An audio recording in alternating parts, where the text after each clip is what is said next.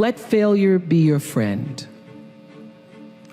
There are going to be times, of course, where you're going to win a lot. A lot of things are going to go your way. And it's wonderful to bask in that adulation and to feel proud of your successes. But there are also going to be times, the satisfaction that those moments bring, nothing can compare to that. Those victories will feed you for years to come and help you stay committed when your tank is sometimes empty. Winning is great. It's fantastic. I love it. I love being number one. I love winning. But it's the times when things go wrong, when you fall or fail, that you're actually going to learn the most about yourself. You know, all those years on the Oprah show, 25 years, we were the #1 show for 25 years. And that's because I lived with the intention to serve the audience. The audience came first every show. I would sit with the producers and say, well, I can't do that because I can't find the truth of myself in that show. I have to have a thread of truth to be able to hold on to. So I knew so well the audience. I felt like I was the audience. The audience was me. And I felt so connected. And then I ended that and started a new network. And I flailed for a while. And I was really upset with myself. But I will tell you that when I was able to shift the paradigm to start to looking at, wow, what I have instead of what I don't have, what I have instead of what I thought I'd lost, I was able to begin to turn things around. But it's those moments of uncertainty. It's the moments where, you know, all of my mistakes show up on the evening news. You can make a mistake. I can tell if I've done something wrong. It's on the CNN crawl. I can read about it. But learning from the moments where things weren't going so great, being able to get still, to connect with that which I know is God, the force, the power greater than myself, and to come back and realize that in order to move forward, you move forward by taking the next right step. You don't have to know everything to do. You don't have to know all the steps to make. Just what is the next right move. It's true, you can't personally stop anybody from walking into a school with an assault rifle, nor can you single-handedly ensure that the rights that your mothers and your grandmothers fought so hard for will be preserved for the daughters that you may someday have. And it'll take more than you alone to pull 40 million Americans out of poverty. But who will you be if you don't care enough to try? And what mountains could we move, I think? What gridlock could we eradicate if we were to join forces and work together in service of something greater than ourselves? You know, my deepest satisfaction and my biggest rewards have come from exactly that. Pick a problem. Any problem, and do something about it, because to somebody who's hurting, something is everything. As you're trying to figure out, what do I do? How should I do it?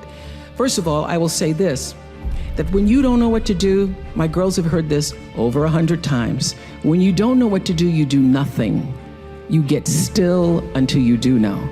Because when you have to ask everybody else, should I do this, should I? And that's whether it's buying a pair of shoes or going with a guy, buying a house, taking a job, should I? When you have to ask everybody else, it means you don't really know the answer fully yourself. So you get still, be still, and know the answer will come. I had a job until I could figure out what it was really, what that gave my life its purpose and meaning. And I'd gotten demoted in my job in Baltimore as an anchor woman because as they hired me and then they decided I was the wrong color and I was the wrong size and I was the wrong, you know, I had lots of problems and they were trying to take me off the air. And I was making $22,000 a year. I thought I was in heaven because I was making my age. And my dream at the time was, Gail and I used to say, can you imagine if you're 40 and you're making 40,000? Ooh, that'd be it. So, that was as big as my dream was, just to make my age. And then I did this, they put me on a talk show one morning because they didn't know what to do with me.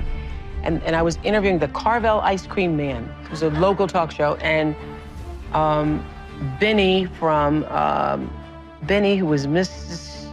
Chancellor's butler or something on All My Children. Anyway, well, a soap opera star who wasn't the lead star. Remember Benny? Benny and the Carvel Ice Cream Man. That's how I cut my teeth. And I finished that show, so it's not about the stars themselves or whoever the guests were, but I felt like this is what I'm supposed to do.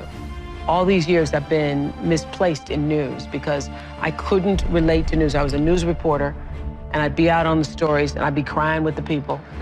And I felt that I was exploiting the people with news. I couldn't, you know, put a microphone in people's face when they were going through tragedies and stuff. I just was so emotional. I was always getting little notes from my boss about, cut that out, you need to stop.